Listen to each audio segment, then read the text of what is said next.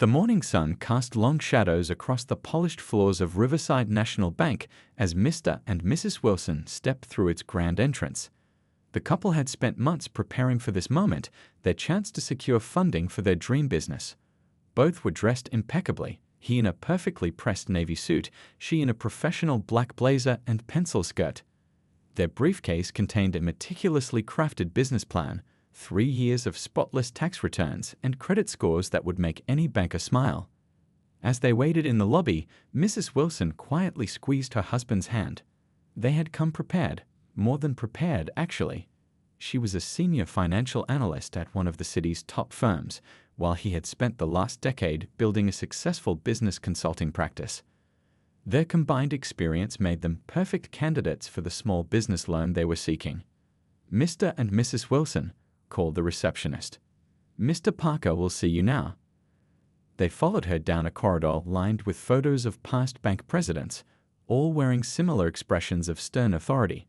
The bank manager's office was exactly what you'd expect: dark wood paneling, leather-bound books, and a massive desk that seemed designed to intimidate visitors. Mr. Parker barely looked up from his computer screen as they entered. His first words weren't a greeting, but a curt, "Take a seat." The chairs in front of his desk seemed deliberately lower than his own, forcing them to look up at him. The Wilsons began their presentation with confident smiles. They walked through their business plan, an innovative tech training center aimed at bringing digital skills to underserved communities.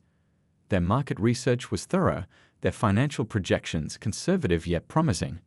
Mrs. Wilson explained how their personal investment would cover 40% of the startup costs, well above the standard requirement. But something felt off from the start. Mr. Parker's attention seemed to drift. He shuffled papers, checked his phone, asked questions that had already been answered in their presentation. When Mrs. Wilson mentioned her role in managing multi-million-dollar portfolios, he interrupted to ask if she had any actual banking experience. The meeting that should have taken an hour was over in 20 minutes. Mr. Parker's explanation was a masterclass in corporate doublespeak. "While your proposal is interesting, we have concerns about market saturation and risk factors. Perhaps you might consider a smaller scale operation, or maybe explore other funding options." The Wilsons knew what they were hearing. They'd heard it before, though usually not quite so thinly veiled. Their qualifications were exceptional. Their credit was perfect. Their business plan had been reviewed by industry experts. The only risk factor that seemed to concern Mr. Parker was sitting right in front of him. As they walked out of the bank, Mrs. Wilson's heels clicking sharply against the marble floor, they didn't speak. They didn't need to. The rejection stung, but there was something different this time. Something that felt less like an ending and more like a beginning. In the parking lot, Mr. Wilson loosened his tie and turned to his wife. "You know what? I've been thinking about something bigger than a loan." His wife raised an eyebrow. She knew that tone. It was the same one he used before landing his biggest consulting contracts. "What if we're thinking too small?" he continued. "Instead of trying to fit into their system, what if we change the system itself?" Mrs. Wilson smiled, her financial analyst's mind already running numbers. "You know," she said, pulling out her phone, "Riverside National's stock hasn't been performing well lately. And I happen to know a few things about bank acquisitions." They drove home in silence, but it wasn't the defeated silence they'd experienced after previous rejections. This was the quiet of two minds working in parallel, plotting something much bigger than a simple business loan. Mr. Parker had just made the biggest mistake of his career. He'd underestimated the very people he'd dismissed. That evening, as they sat at their kitchen table surrounded by financial reports and banking regulations, they weren't just planning a business anymore. They were plotting a revolution in community banking. And it all started because one short-sighted bank manager couldn't see past his own prejudices to recognize the opportunity sitting right in front of him. Little did Mr. Parker know, his discriminatory practices were about to set in motion a chain of events that would transform not just Riverside National, but the entire region's banking landscape. The Wilsons' dream hadn't been crushed, it had just gotten bigger. The rejection at Riverside National Bank had lit a fire in the Wilsons, but they weren't about to rush in without understanding the full picture. Mrs. Wilson sat at her home office, surrounded by stacks of financial reports and local business directories. Her analyst instincts told her their experience wasn't just bad luck, there was a pattern here, waiting to be uncovered. She started making calls, quietly at first. A conversation with her hairstylist led to the owner of a successful food truck business. That owner knew a contractor who'd tried to expand his company. Each story followed a similar path, all leading back to Riverside National and Mr. Parker's office. "It's like déjà vu," said the food truck owner over coffee one morning. "I had better credit than half the people I know who got loans there. But somehow there was always some technical issue with my application." She stirred her coffee thoughtfully. "Eventually, I had to take a loan with such high interest that it took me 3 extra years to expand." Mr. Wilson was having similar conversations across town. During a business lunch, a longtime client confided that he'd faced the same struggle. "You know what's crazy?" The client said, "Lean forward. I finally got my loan approved at another bank in literally 2 days. Same paperwork I showed Parker. Same numbers, different result." The Wilsons started documenting everything. Their dining room table disappeared under printouts of loan approval rates, demographic data, and property valuations. Mrs. Wilson's financial expertise proved invaluable as she analyzed lending patterns across different neighborhoods. The numbers told a story that was impossible to ignore. One evening, while reviewing another stack of reports, Mrs. Wilson noticed something interesting. "Look at this," she called to her husband, pointing at her laptop screen. "Riverside National's lending rate to minority business owners is 60% lower than other banks in the area. But here's the kicker. Their default rates on approved loans show no significant difference between any groups." Mr. Wilson walked over, loosening his tie. "So they're not just losing good business opportunities. They're legally vulnerable," she finished. "This kind of disparity in lending patterns, it's the kind of thing that gets regulators very interested." The couple's home became an unofficial headquarters for local business owners sharing similar experiences. One Saturday afternoon, their living room hosted an impromptu meeting of a dozen entrepreneurs, each with their own story of rejection from Riverside National. "I thought it was just me," said a boutique owner, shaking her head. "I was too embarrassed to tell anyone at first. I mean, I've been running my shop successfully for 5 years, but Parker made me feel like I didn't know the first thing about business." A real estate developer chimed in, "You know what's interesting? I heard through the grapevine that Parker's about to approve a huge loan to that new golf resort development. The one that's already getting pushback for environmental concerns. Makes you wonder about their priorities." The Wilsons listened carefully to each story, each detail adding to their growing understanding of how deeply the problem ran. But they also noticed something else, the strength and resilience in the room. These weren't defeated people, they were successful business owners who had found other ways to achieve their goals. "We've all built something from nothing before," Mr. Wilson said, addressing the group. "We know how to work twice as hard to get half as far. But what if we could change that for the next generation?" His words resonated through the room. Mrs. Wilson watched the faces around her, seeing the same determination they'd felt in that bank parking lot weeks ago. These weren't just fellow victims of discrimination, they were potential allies in something much bigger. Later that night, after everyone had left, the Wilsons sat on their porch, processing everything they'd learned. The evening air was cool, carrying the promise of change. "You know," Mrs. Wilson said, scrolling through her notes, "we've got more than just stories now. We've got data, patterns, evidence." Her husband nodded, understanding where she was going. "And with your banking contacts. And your business network," she added. They shared a look that said more than words could. What had started as one couple's frustration had grown into something larger, a community ready for change, backed by hard evidence and shared purpose. His wife smiled, already pulling up financial projections on her tablet. They weren't just gathering evidence of discrimination anymore. They were building the foundation for something that would shake the very pillars of Riverside National Bank. Mr. Parker's discriminatory practices weren't just wrong, they were about to become very, very expensive. Mr. Wilson pulled out his phone and started typing. "I'm going to set up some meetings next week.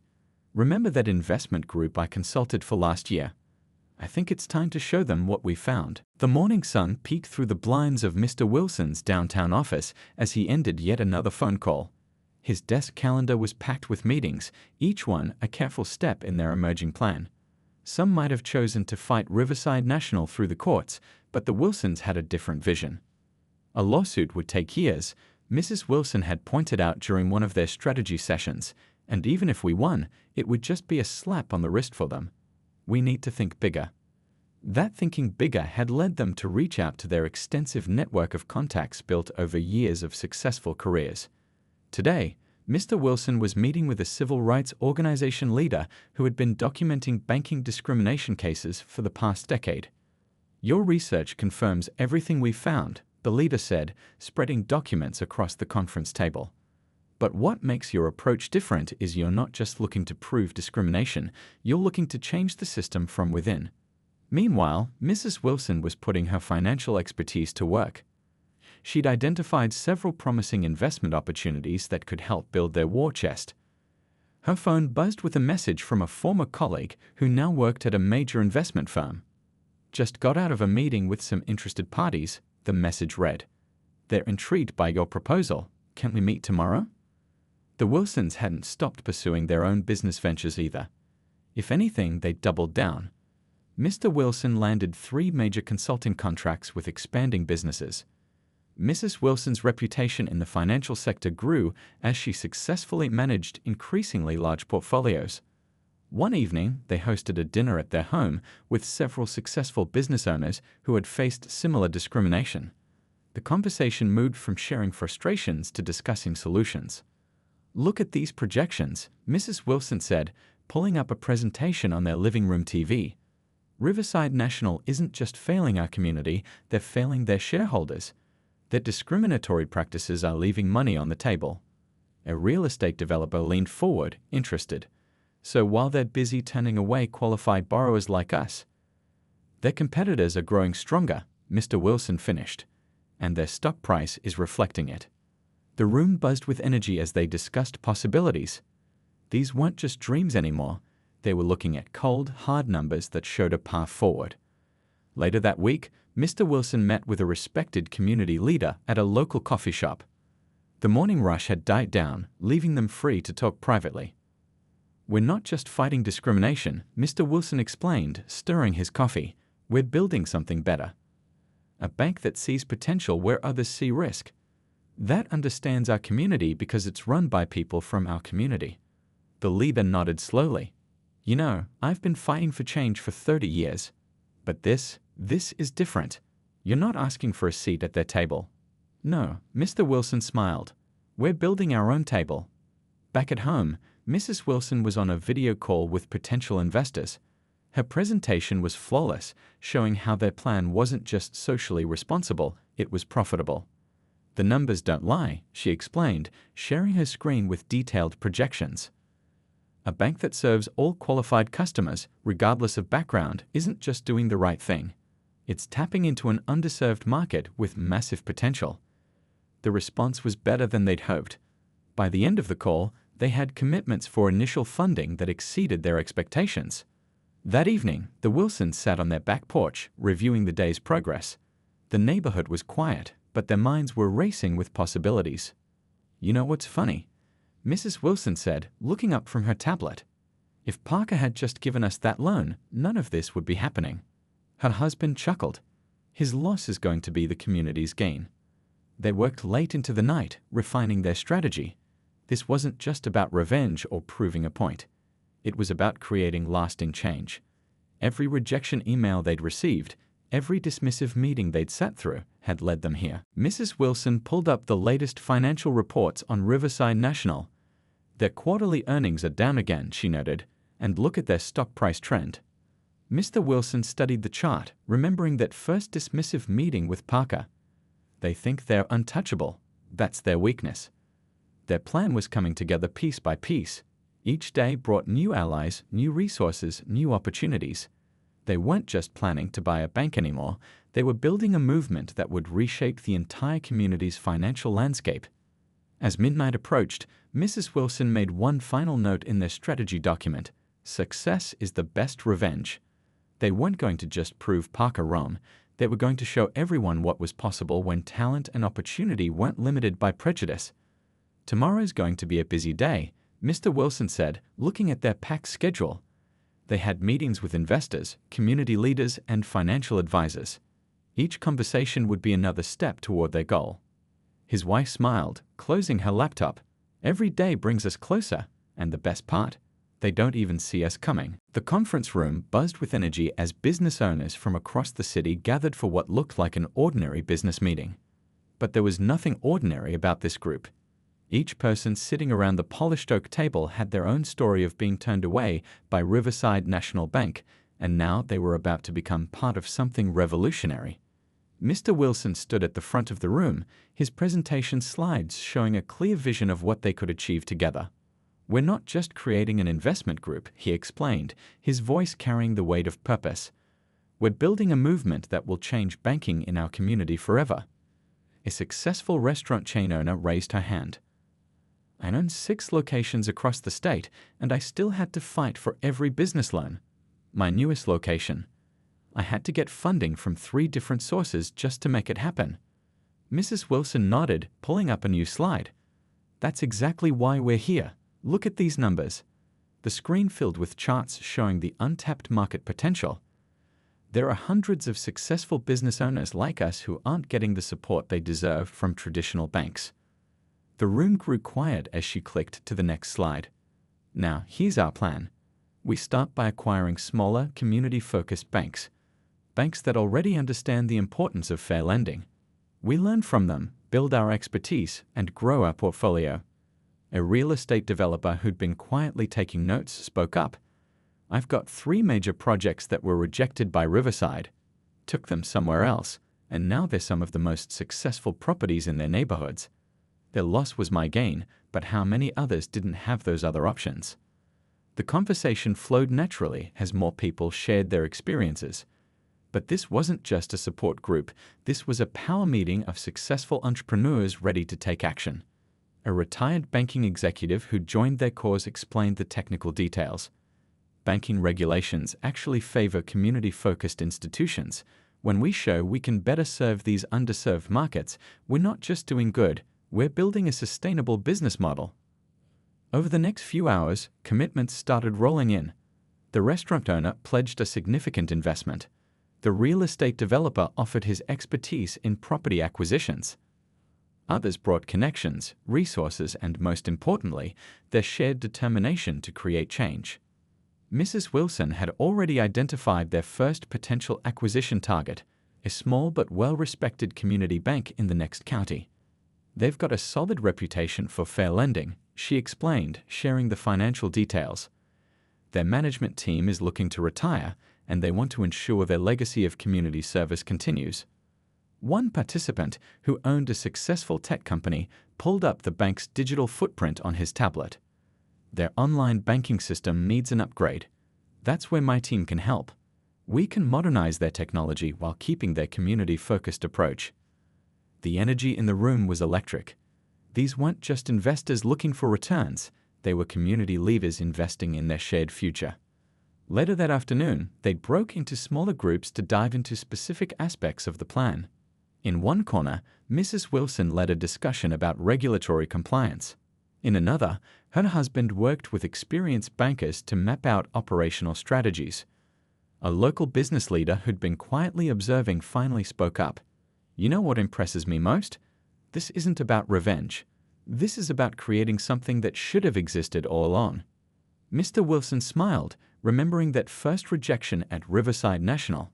Sometimes the best opportunities come disguised as setbacks. As the day wound down, they had more than just promises, they had concrete commitments. The investment group was taking shape, backed by decades of combined business experience and a deep understanding of their community's needs. Mrs. Wilson gathered everyone for one final announcement. "We've already secured preliminary approval from banking regulators for our first acquisition. They were impressed by our team's qualifications and our commitment to fair lending practices." The room erupted in applause. This wasn't just talk anymore, it was becoming reality. That evening, as the Wilsons drove home, they reflected on how far they'd come from that day at Riverside National. "You know what's amazing?" Mrs. Wilson said, reviewing the day's notes. "Every person in that room had been told no at some point, but look what happened when we decided to say yes to each other." Her husband nodded, thinking about the coalition they'd built. Successful business owners, experienced bankers, community leaders, all coming together to create real change. Riverside National thought they were just turning away loan applications. Instead, they were creating their own competition.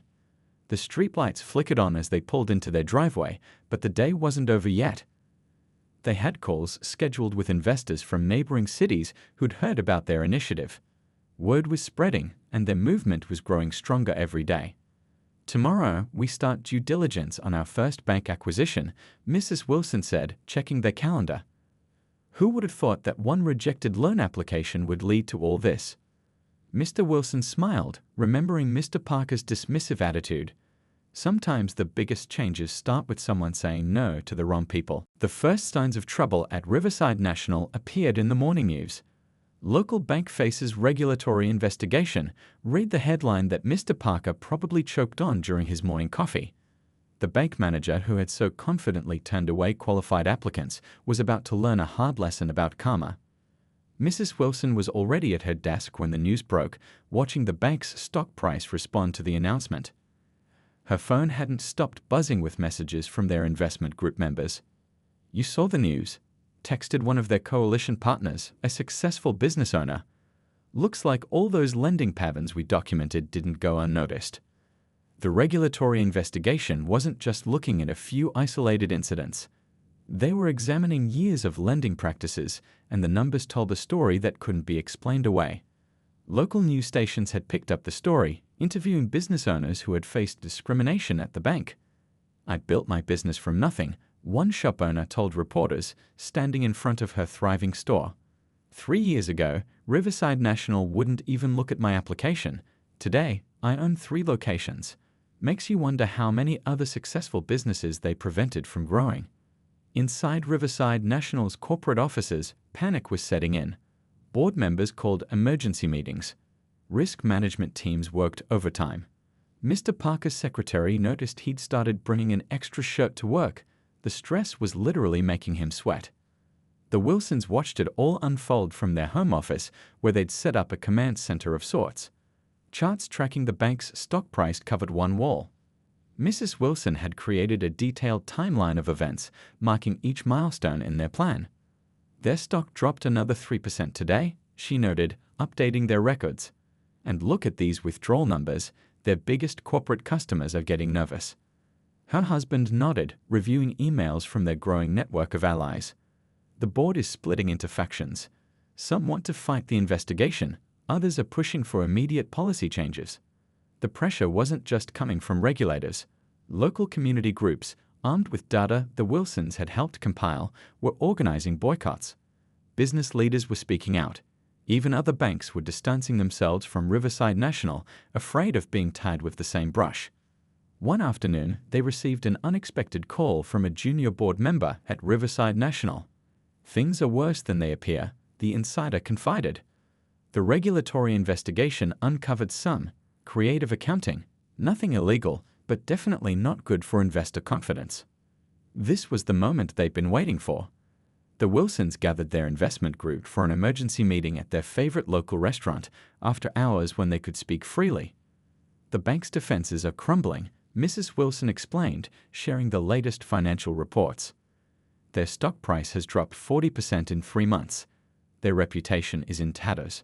And now their own board members are jumping ship." A real estate developer in their group leaned forward. "So we're ready to move." Mr. Wilson smiled. "We've been ready. Remember those smaller banks we acquired? They've given us everything we needed: banking expertise, regulatory compliance experience, and most importantly, credibility with the financial authorities." Their lawyer, who had been quietly reviewing documents, looked up. "All our paperwork is in order. The moment their stock hits our target price, we can launch our bid." The room crackled with energy. Everyone present had faced rejection from Riverside National at some point. Now they were about to turn the tables in the most dramatic way possible.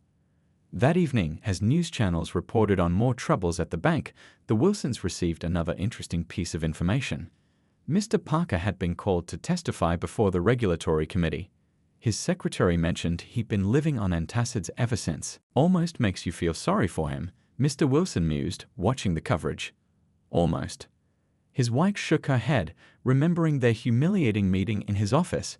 He had chances to change. They all did. Instead, they chose to keep excluding qualified people based on prejudice. Now they're learning that discrimination isn't just wrong, it's bad business. The next morning brought more turmoil. Riverside National's board announced an emergency shareholders meeting. Rumors of a leadership shakeup sent the stock price tumbling further. Mrs. Wilson walked into their home office to find her husband already updating their timeline. "You know what's interesting?" she said, setting down her coffee. "If they had approved our loan back then, none of this would be happening." Their discrimination didn't just hurt the people they rejected, it ended up destroying their own bank. Looking at the latest numbers, they knew they were watching the beginning of the end for the old Riverside National. Soon, very soon, they would make their move. And when they did, Mr. Parker would learn the true cost of his prejudice, not through angry words or legal battles, but through the cold, hard reality of business economics. "Should we send him a thank you note?" Mr. Wilson joked, watching another negative news report about the bank. His wife smiled, pulling up their acquisition plans. "I have a better idea. Let's send him a notice about the upcoming change in management." Dawn broke over the city skyline as the Wilsons Investment Group gathered in their downtown office. Today wasn't just another business day, it was the day they'd been working toward for months. Riverside National's stock had finally hit their target price, and they were ready to make their move. Everyone clear on their roles? Mr. Wilson asked, looking around the room at their assembled team. Their lawyer nodded, holding up a thick folder of documents. Their financial advisors sat ready with their laptops open, watching the market numbers tick by. Mrs. Wilson stood at the front of the room, calm and focused. She'd rehearsed this moment countless times in her mind. "The morning bell rings in 10 minutes, she announced. "Once we start, everything needs to move quickly." Their plan was elegant in its simplicity. Through their coalition of investors, they had quietly accumulated a significant portion of Riverside National's shares as the price fell. Now, with the bank's reputation in tatters and its stock at an all-time low, they were positioned to launch a takeover bid. The room fell silent as the market opened. Mrs. Wilson made the first call. "It's time," she said to their broker. Within minutes, their bid was public. The financial news channels exploded with the story. Mystery Investment Group launches bid for troubled Riverside National. At Riverside National's headquarters, chaos erupted. Mr. Parker's secretary later described how he knocked over his morning coffee when the news alert flashed across his screen. Emergency meetings were called. Board members rushed in from their breakfast appointments, ties askew and faces pale. Back in the Wilsons' office, their team watched the drama unfold. "Look at the trading volume," one of their analysts pointed out. The bank's stock was moving in massive blocks as institutional investors seized the opportunity to exit their positions. Mrs. Wilson's phone rang. It was a reporter from a major financial network. "Can you confirm the identity of the investment group?" they asked. She smiled, following their carefully planned media strategy. "All information will be released at the appropriate time," she replied. By midday, Riverside National's board had convened an emergency session. Their options were limited. The bank's reputation was in shambles, regulatory investigations were ongoing, and now this surprise takeover bid had their shareholders jumping ship. "They're calling an emergency press conference," Mr. Wilson announced, watching the news feeds. "Looks like they're going to try to fight it." His wife checked their numbers again. "Let them try. We've got the commitments. Their major shareholders have already indicated they'll support our bid." The afternoon brought a series of increasingly desperate moves from Riverside National's management. They tried to paint the takeover as hostile, but their own track record of discrimination made it hard to claim the moral high ground. They attempted to find competing buyers, but no one wanted to touch a bank under regulatory scrutiny. As evening approached, the Wilsons received word that several board members were ready to negotiate. The meeting was set for a private room at a downtown restaurant, neutral territory. "You should have seen their faces," one of their team members reported back. When they realized who was behind the takeover bid, priceless. Especially Parker. He just sat there, opening and closing his mouth like a fish out of water. The negotiations stretched into the night. But with their stock in freefall and shareholders demanding action, Riverside National's position was weak. By midnight, the broad strokes of a deal were in place. Mrs. Wilson stayed up late, reviewing the final numbers. "It's actually better than we projected," she told her husband. Their desperation to close the deal quickly works in our favor. The next morning, as sunlight crept across the city, the announcement went out. Riverside National Bank agrees to acquisition by Community Investment Coalition. The press release detailed plans for new management and a renewed commitment to fair lending practices. Mr. Parker arrived at work to find his access codes already deactivated. His secretary handed him a box for his personal items and a letter detailing the terms of his departure. As he packed up his office, he could see the Wilsons arriving in the lobby through his soon-to-be former window. "Should we go say hello?" Mrs. Wilson asked, watching Parker's hasty exit through the back door. Her husband shook his head. "No need. Our success will speak louder than any words could." The takeover made headlines across the financial world. Discriminatory bank acquired by coalition led by previously rejected applicants, read one headline. Another proclaimed, "Poetic justice in banking, how discrimination led to a revolution." That afternoon, the Wilsons held their first meeting with the bank's employees. The atmosphere was tense until Mrs. Wilson spoke. "We're not here to clean house," she assured them. "We're here to clean up the system. Anyone who's willing to work with our new vision of fair, community-focused banking is welcome to stay." As they walked through the halls of what was now their bank, they passed the wall of past presidents' portraits. Soon, new faces would join that wall, faces that reflected the diversity of the community they served. "You know what's funny?" Mr. Wilson said, pausing in front of the space where his portrait would hang. "All we wanted was a fair shot at a business loan. Instead, we ended up with the whole bank." His wife squeezed his hand, remembering that first rejection meeting. Sometimes life's greatest opportunities come disguised as rejections. 6 months after the takeover, the bank's main branch buzzed with a different kind of energy. Gone were the intimidating leather chairs and stern portraits. The lobby now featured local artwork, comfortable seating, and a play area for customers' children. But the changes went far deeper than just decor.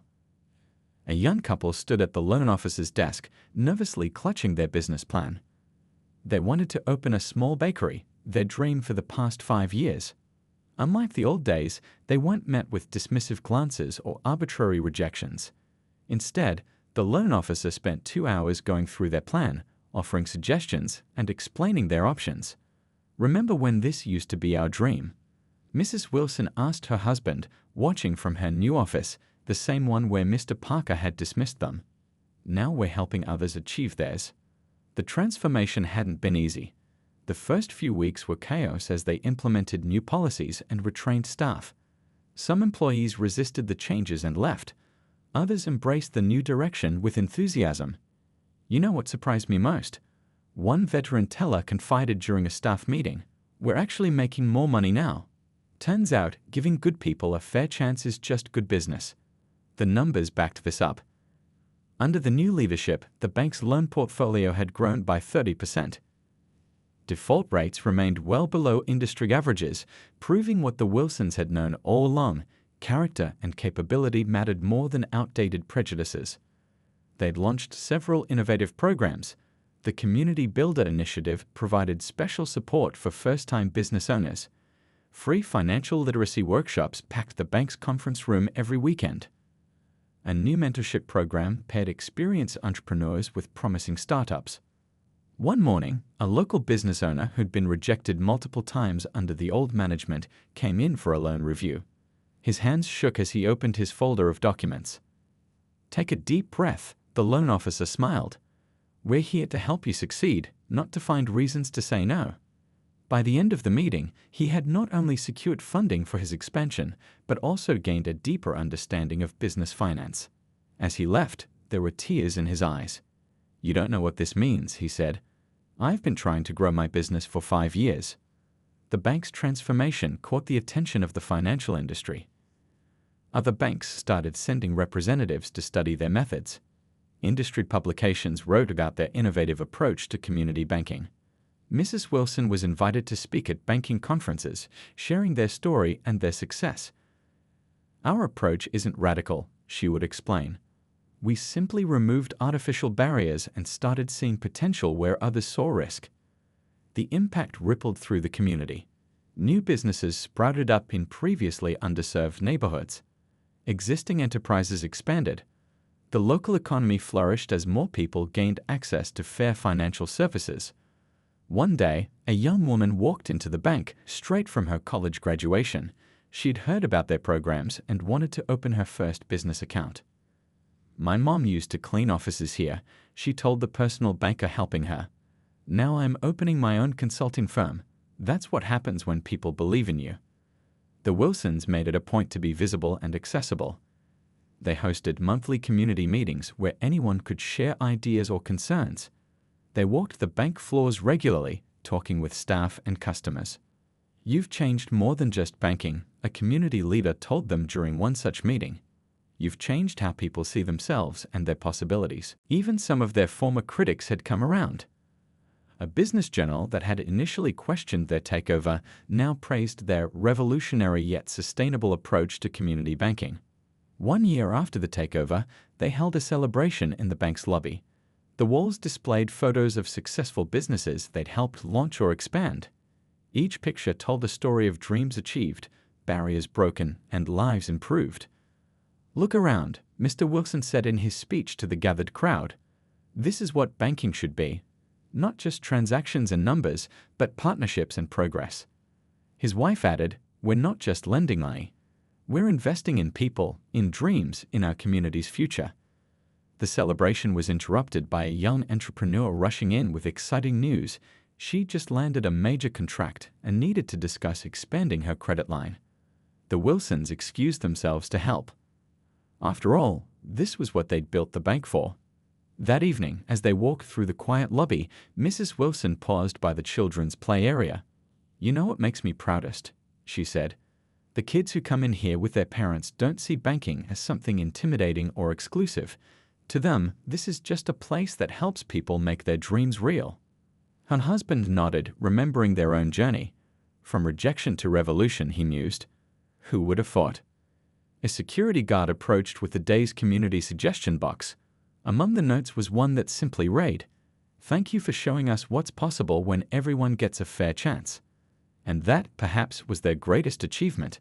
They hadn't just bought a bank, they'd created a model for change that would inspire generations to come.